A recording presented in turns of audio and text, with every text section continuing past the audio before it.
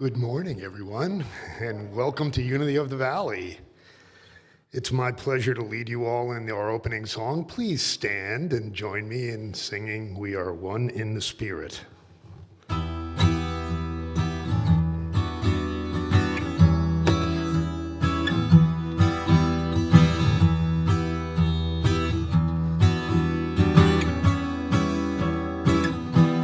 We are one in the Spirit, we are one in the light. We are one in the Spirit, we are one in the light. We will walk this path together, shining laughter through the night. And they'll know we are family by our love, by our love. Yes, they'll know that we are family by our love.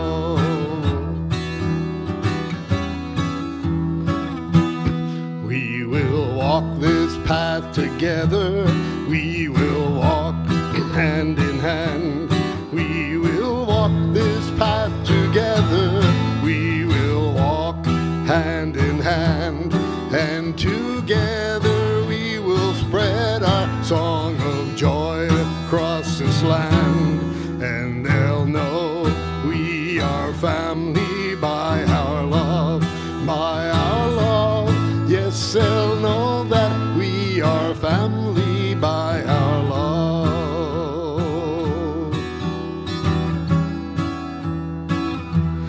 Yes, they'll know that we are family by our love.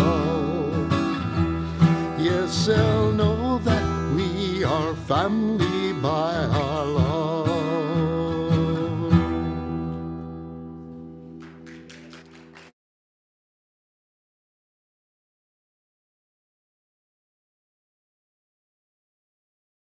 Good morning, family. Let's continue this wonderful service in prayer.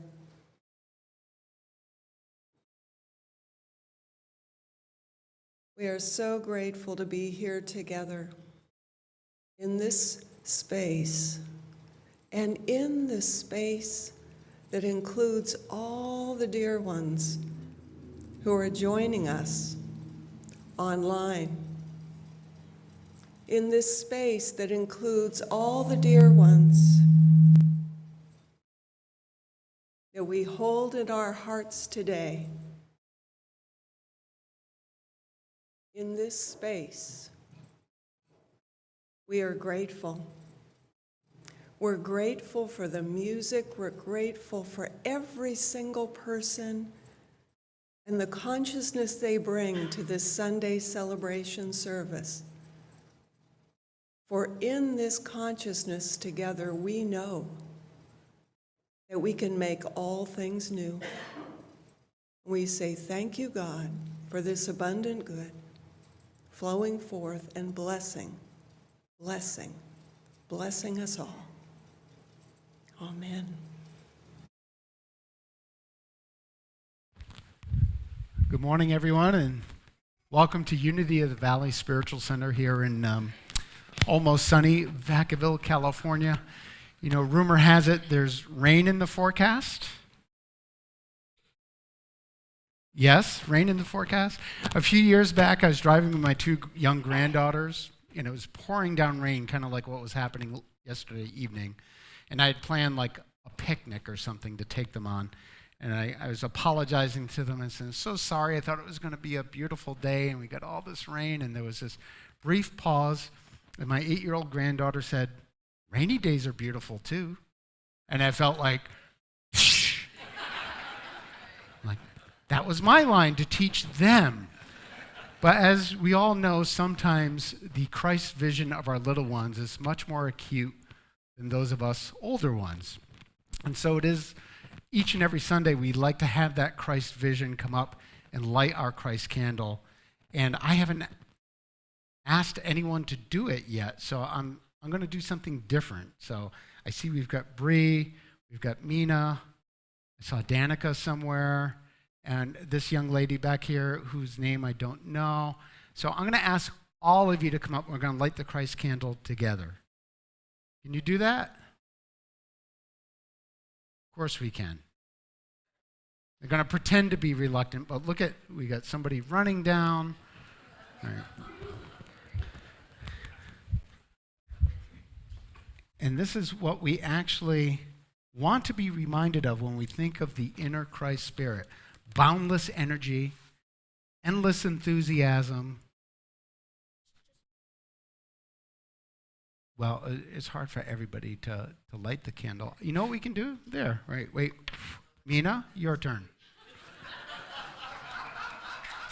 No, that's a good point. Okay. Wait. Oh, okay.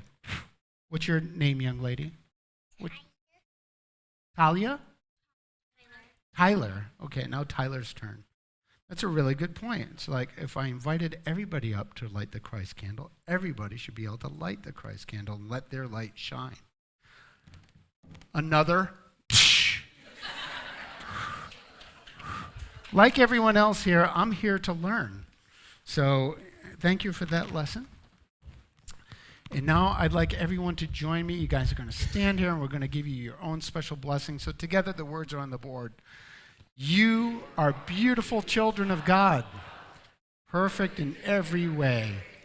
You are loved unconditionally, just the way you are. And let's give ourselves that same blessing. I am a beautiful child of God, perfect in every way. I am loved unconditionally, just the way I am. And now John's going to lead us in singing this song, This Little Light of Mine. This little light of mine, I'm gonna let it shine. This little light of mine, I'm gonna let it shine. This little light of mine, I'm gonna let it shine. Let it shine, let it shine, let it shine. Everywhere I go, everywhere I go, I'm gonna let it shine. Everywhere I go, I'm gonna let it shine. Everywhere I go, I'm gonna let it shine. Let it shine, let it shine, let it shine. Let it shine, let it shine, let it shine. Let it shine, let it shine, let it shine.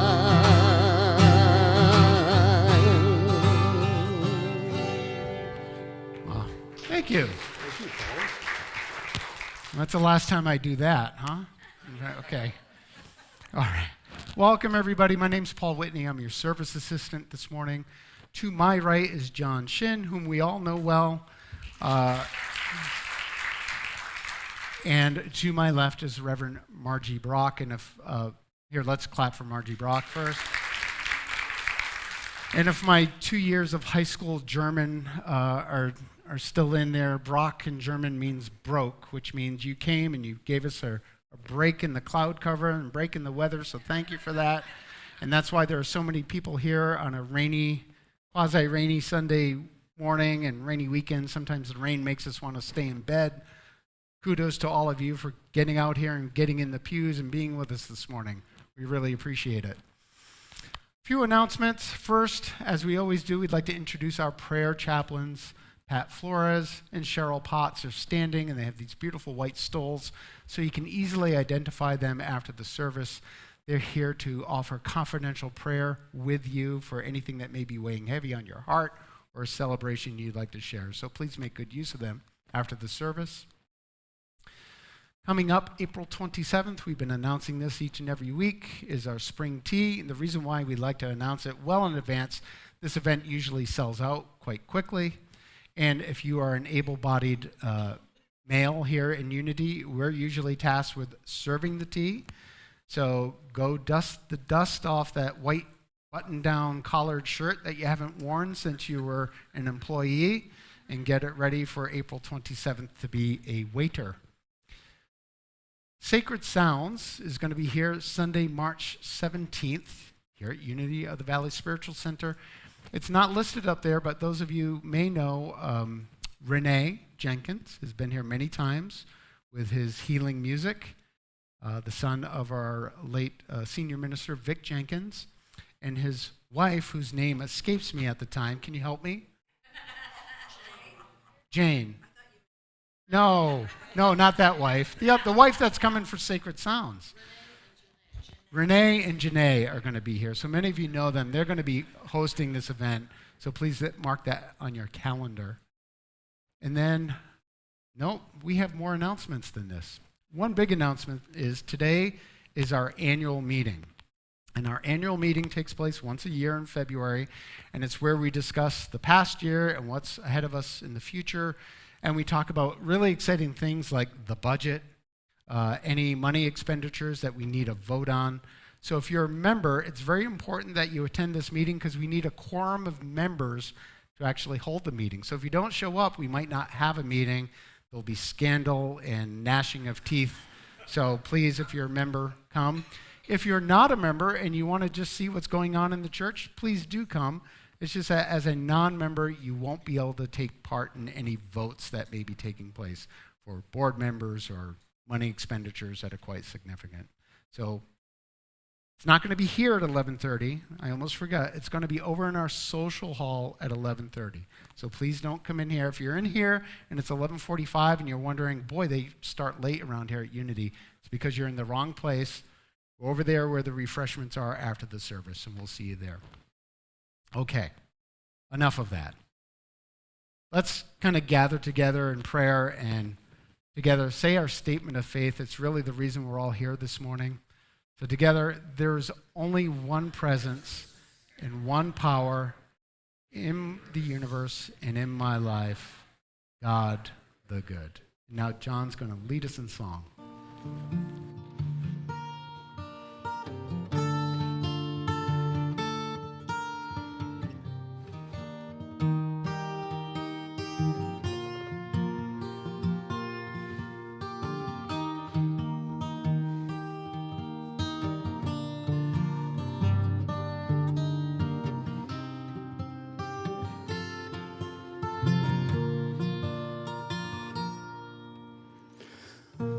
Somewhere over the rainbow,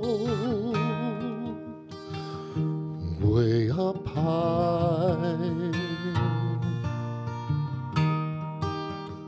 there's a land that I've heard of once in a lullaby.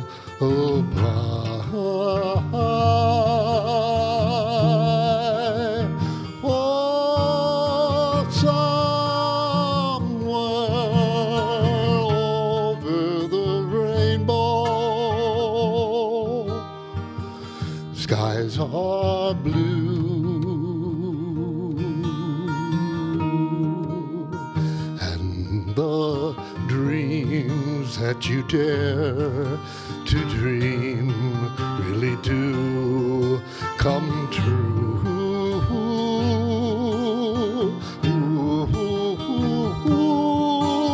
One day I'll wish upon a star and wake up where the clouds are far behind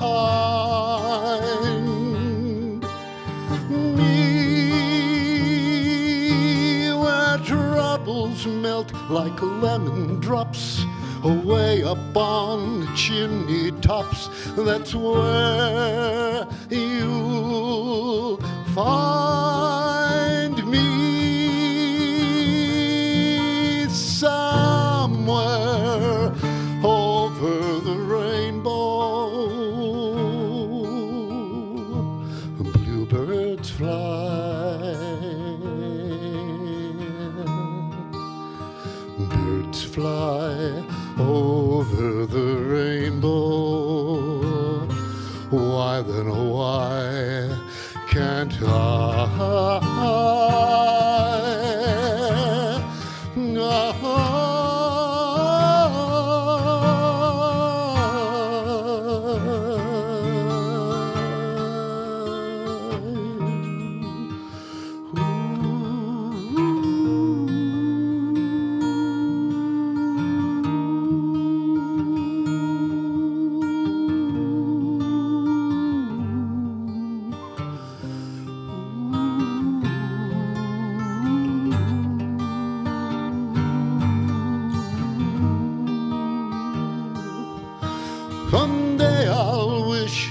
on a star and wake up where the clouds are far behind me, where troubles melt like lemon drops way up on the chimney tops. That's where you'll find me, somewhere over the rainbow. Bluebirds fly, birds fly over the rainbow. Why then, oh why can't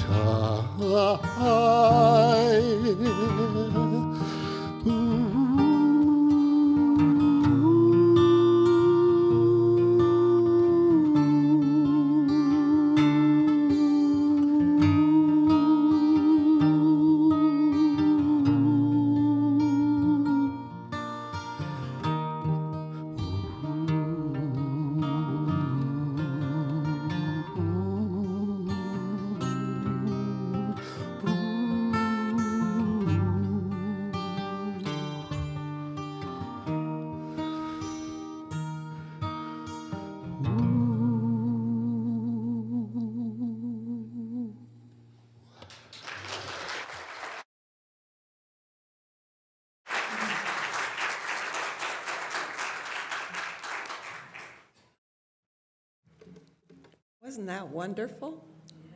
Let's celebrate again.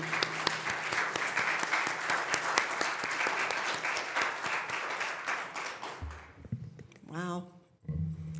I love that image of the rainbow. It feels like a promise. It feels like a promise of better things. And I don't know about all of you, but, you know, coming through the holiday season into the new year, and here we are already more than halfway through February. Amazing. And it's less than 40 days till Easter already. I feel like I'm trying to catch up with cleaning up and cleaning out after the holidays. Anyone else had this experience? And we were rocketing forward. I want to make sure I'm close enough so I don't give you feedback. So I've just been reflecting on that and reflecting on this idea of the Lenten season. You know, I didn't grow up in a home where we had a very highly religious focus. And so my experience of the Lenten season has come mostly through the teachings of unity. And I really appreciate what I found in the writings of one of our co-founders, Myrtle Fillmore. And it's from a book that's a compilation of her writings. It's called How to Let God Help You. Some of you may be familiar with the book. And it's in chapter 18. It's called The Secret Place of Spirit. And there she talks about how in the outer, we're trying to get pleasure from things. But when that pleasure is over, it leaves us feeling empty. But she encourages us to seek inner joy, eternal joy, the joy of spirit, through our spiritual practices and our meditation. And she says, like the sun, it's always shining, bringing forth the best in us.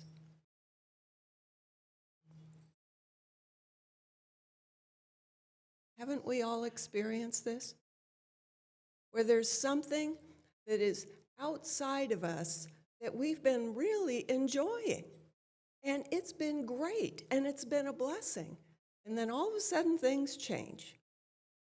And it doesn't feel like such a blessing anymore.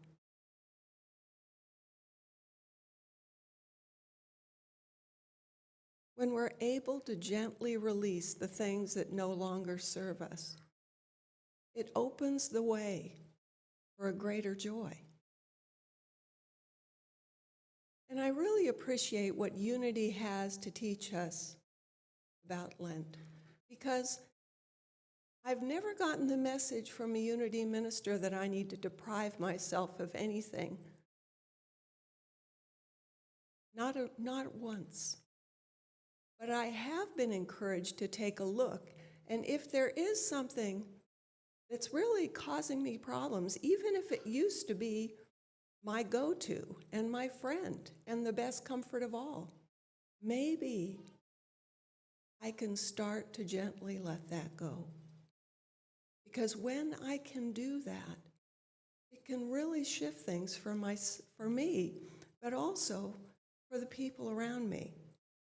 And I appreciate that we find the reminder of this in the book of Revelation, because there we find words that were intended to comfort a community that had been struggling.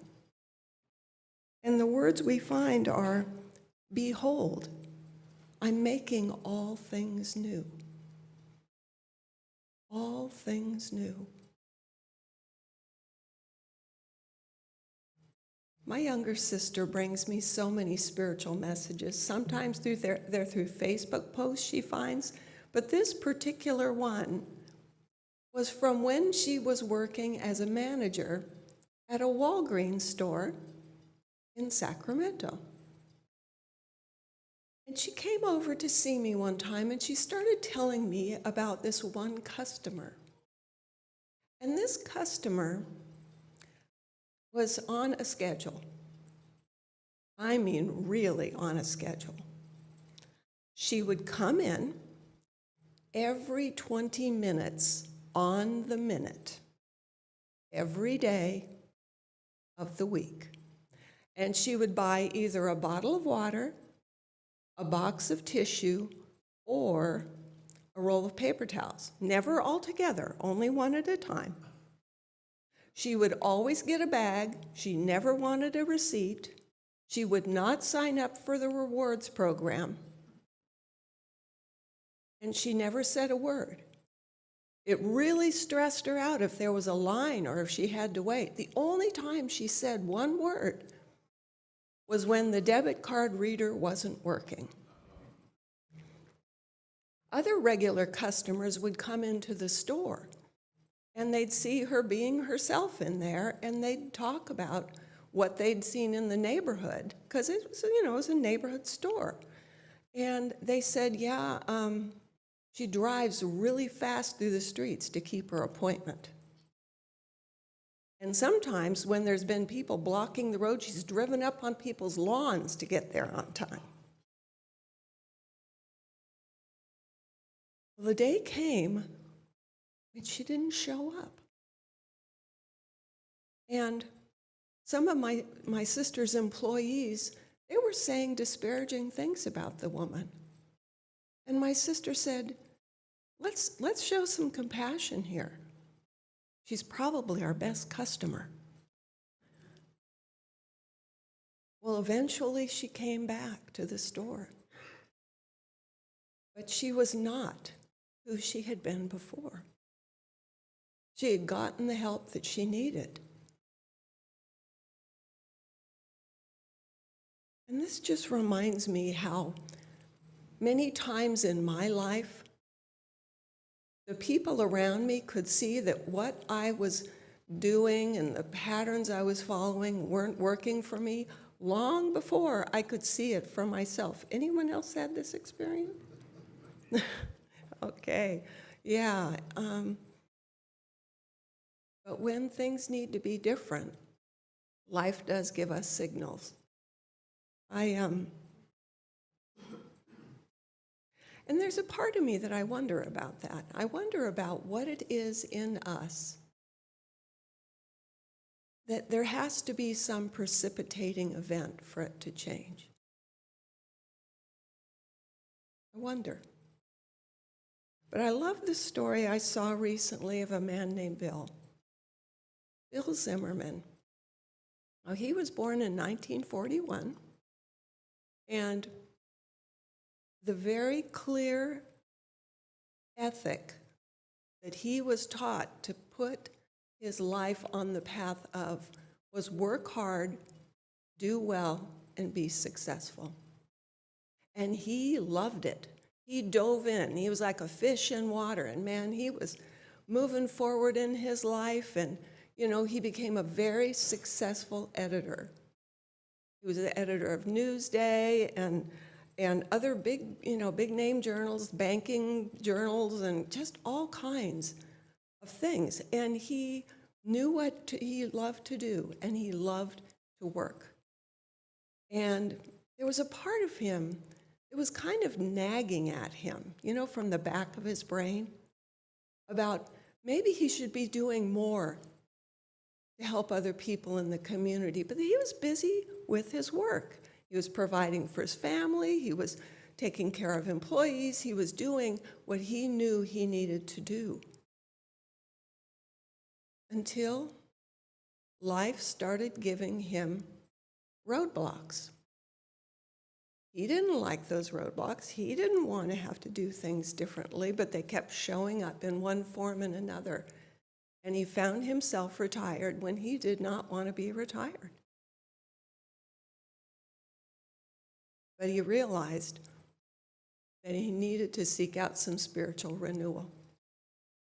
And as he did, he came across something from the Jewish tradition called Tikkun Olam. And it's the idea that you're not just responsible for your own physical, emotional, spiritual, material well-being, but each of us is responsible for helping support people's success in the larger community in those ways too.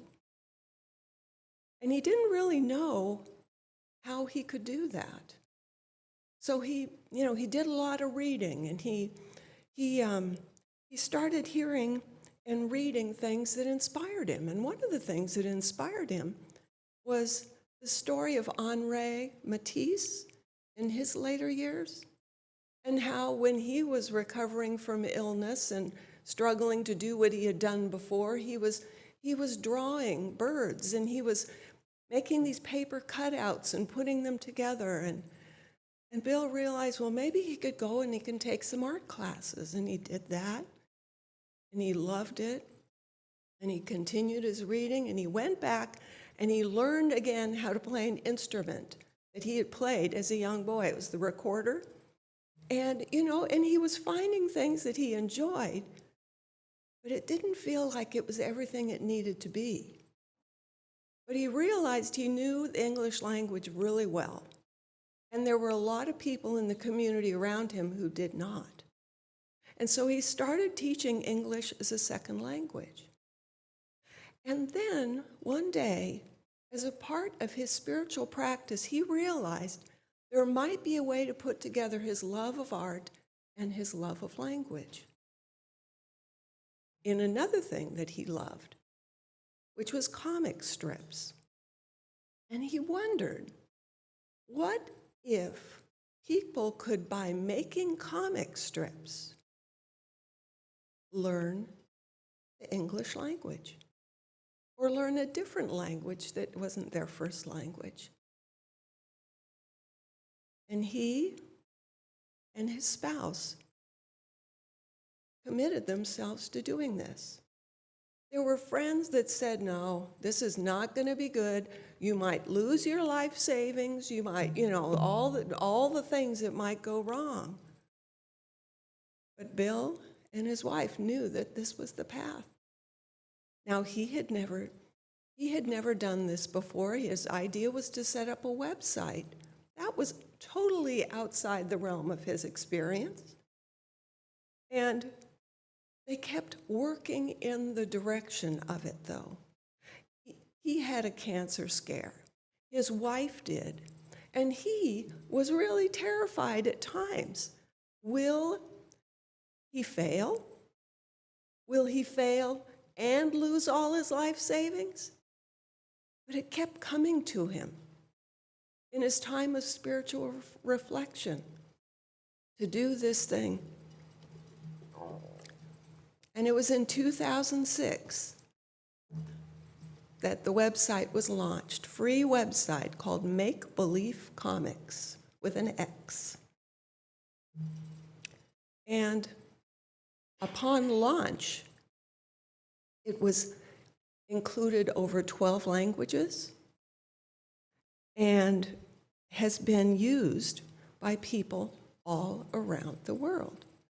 It has been used by teachers in Germany to help students learn a new language and to help heal the trauma that they experience with being forced from their homeland. It's been used by grandmothers making comic books for their children who are going through, their grandchildren who are going through cancer treatment. It has been used by so many people in so many ways.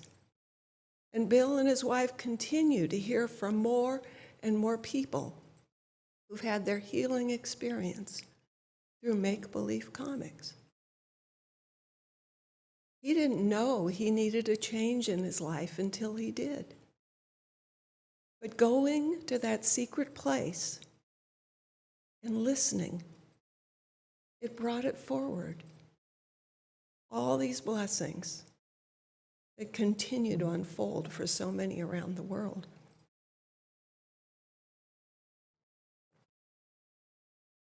A woman named Toni Carter is one of the leaders, the lay leaders of Unity in Roseville. And she's just a blessing. She retired from the state prison system some years back, and she wrote a book called My Life in Prison, An Education of the Heart, because she was an educator at Folsom Prison. And she led a program there called Life Forum. And the idea behind this was to have different speakers coming in who were inmates and to support inmates who are getting ready to be released back out into the community. And, and among those speakers, there were some that every time they came, they said the same thing over and over and over. But then there was this one inmate who came and spoke, who somehow every time he spoke, he had something different to say in a way that touched a lot of the people who were having trouble getting along with folks on the inside and on the outside. And Bill, he could be called on to fill in at any time, and he always had something fresh and new to say. And he really was fulfilled by being able to support other people in building up those life skills they need to keep their freedom once they were released. He saw it in people's faces.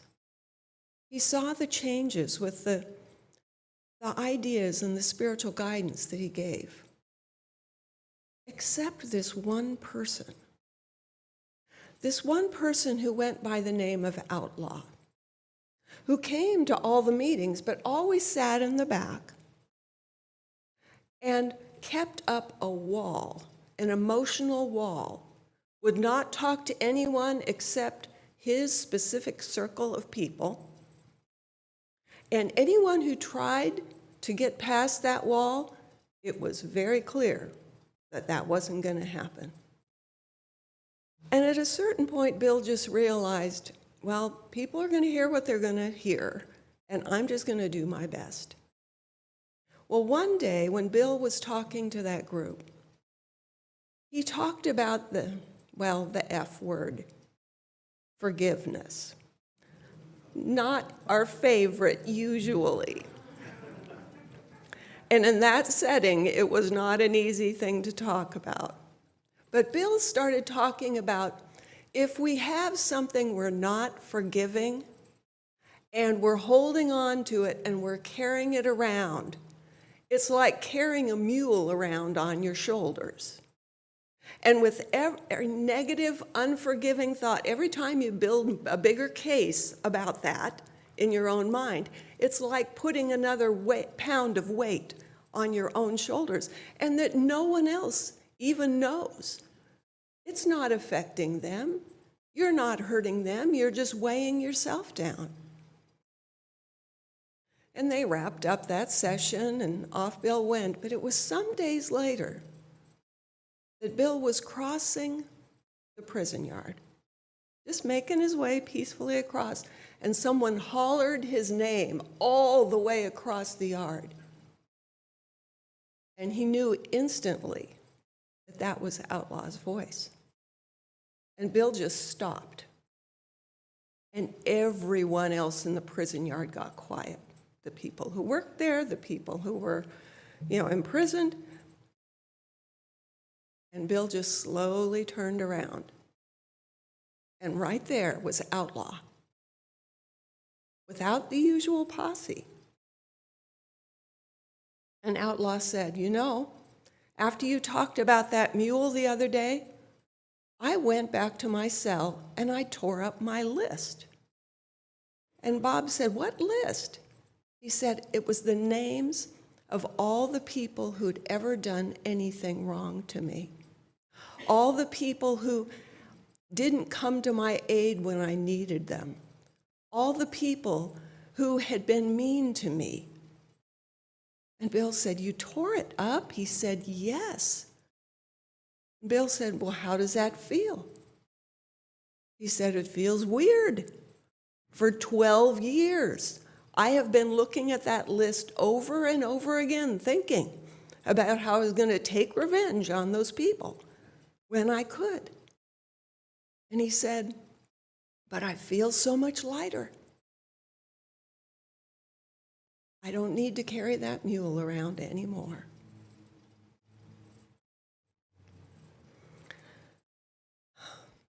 Sounds like an experience of God, doesn't it? It's a powerful thing that happens when something is not serving our best interest anymore, when we can let it go, because it does open the way for a life that is so much better for us and for all the people that we know. So grateful that in this Lenten season, we together can be made new. Bless you, friends.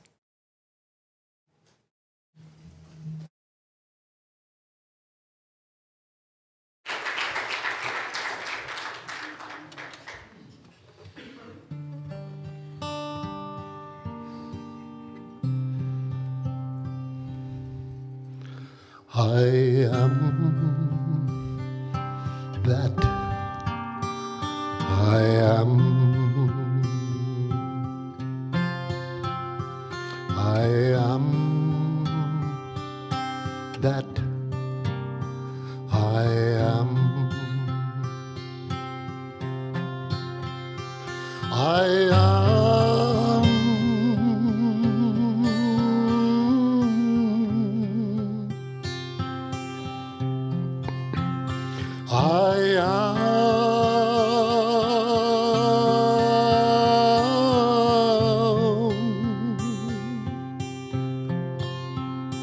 I am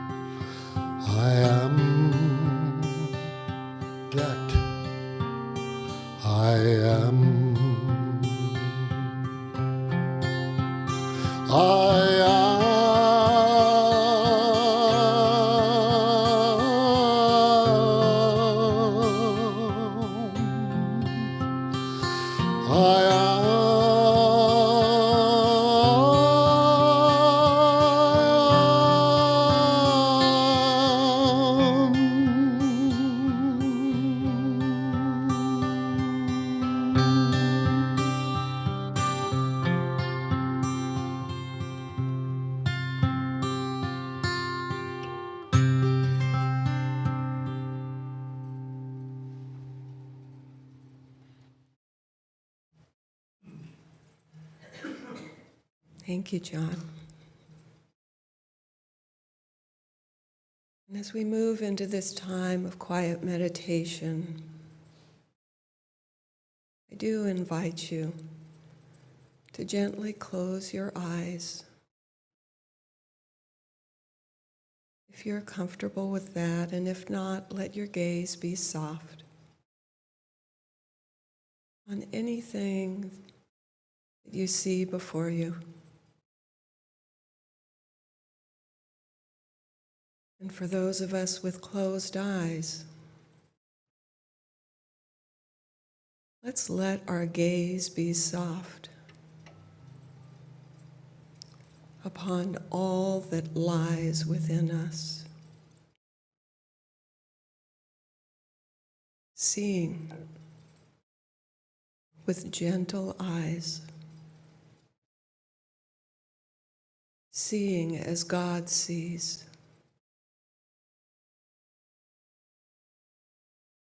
Seeing all with wisdom and loving kindness. For this all within us and around us is of God.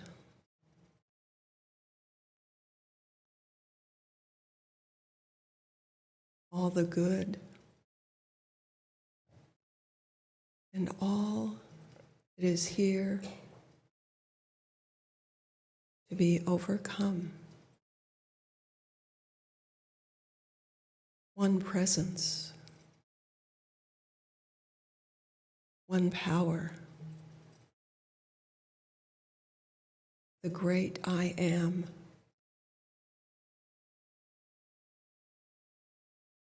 And as we gaze within and without, with this gentleness, let's begin to notice the support.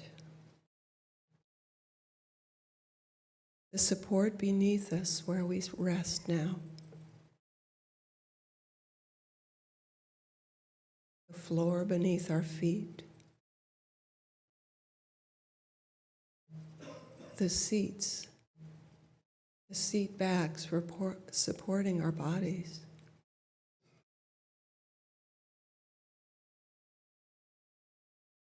We even feel the support around us.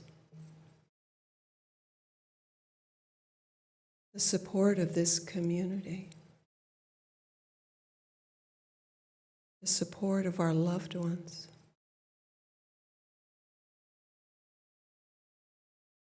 And with every breath, every gentle breath, we feel the support deep down within us.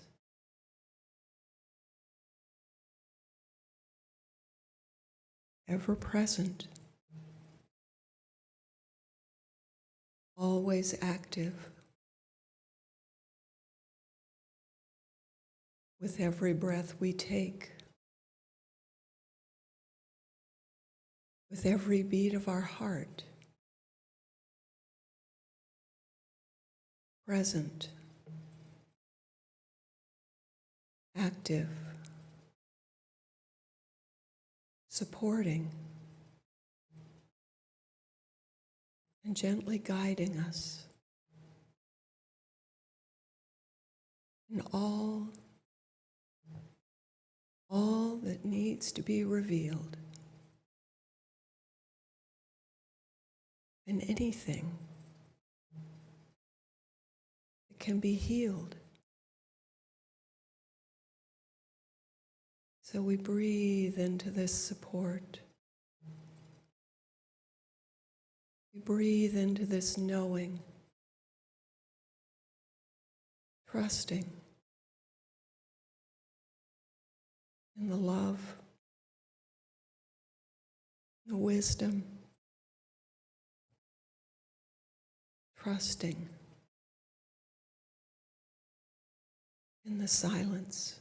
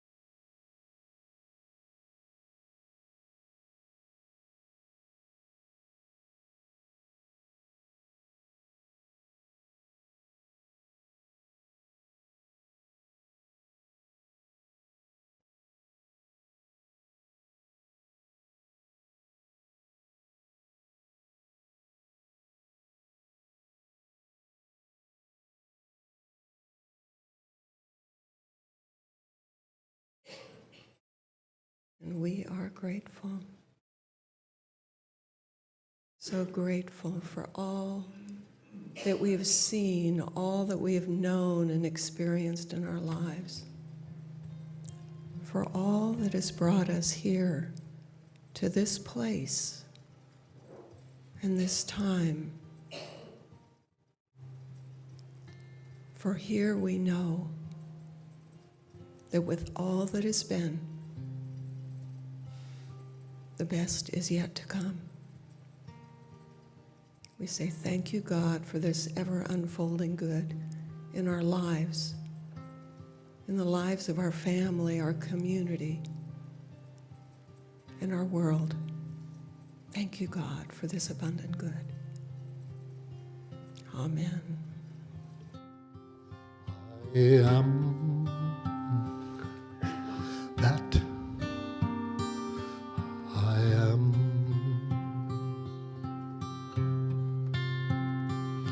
I am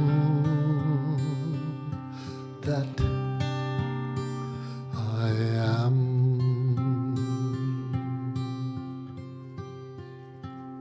I am.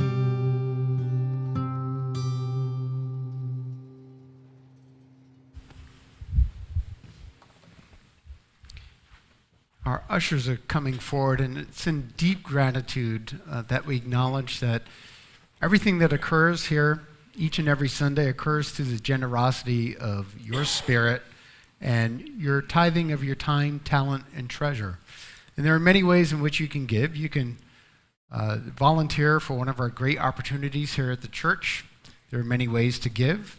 You can text the word give to give some of your material treasure to this number that's up on the board, or you can go to our website and press the donate button. And of course, if you've got something in your pocket or in your checkbook that you would like to give, we take that too. And our ushers are here so that we can bless these baskets for everything that's about to enter them. And we do that by saying this prayer together. God's love through me blesses and multiplies all that I am and have, all that I give and receive. I am grateful.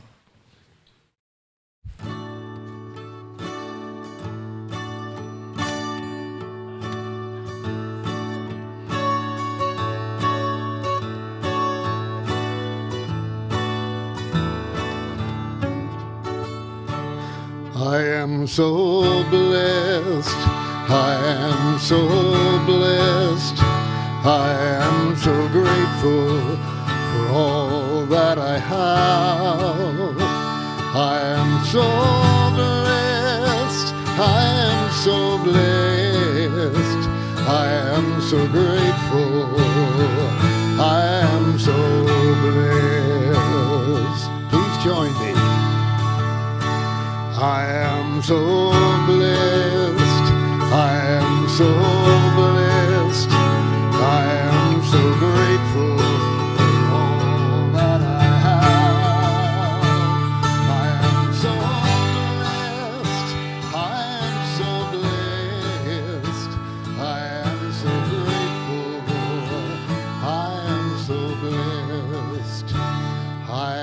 so grateful.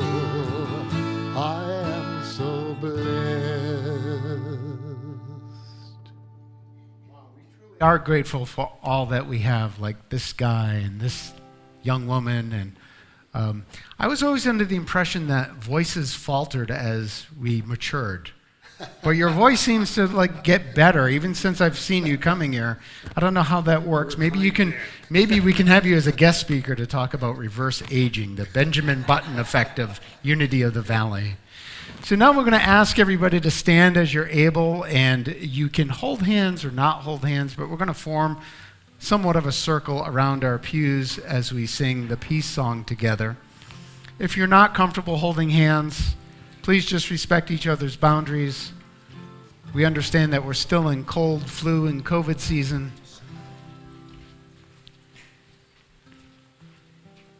And we have a full house today. How wonderful. Full circle, Yes. full circle. Yes. Yay.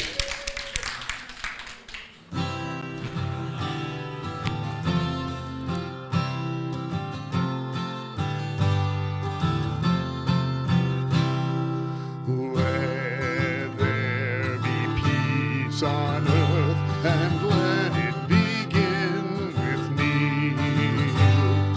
Let there be peace on earth, a peace that was meant to be, with God our Creator. We are family. Let us walk with each other in perfect harmony.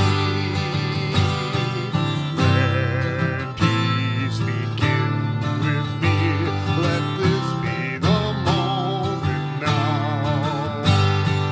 With every step I take, let this be my solemn vow, to take each moment and live each moment in peace eternally. Let there be peace on earth, and let it begin with me.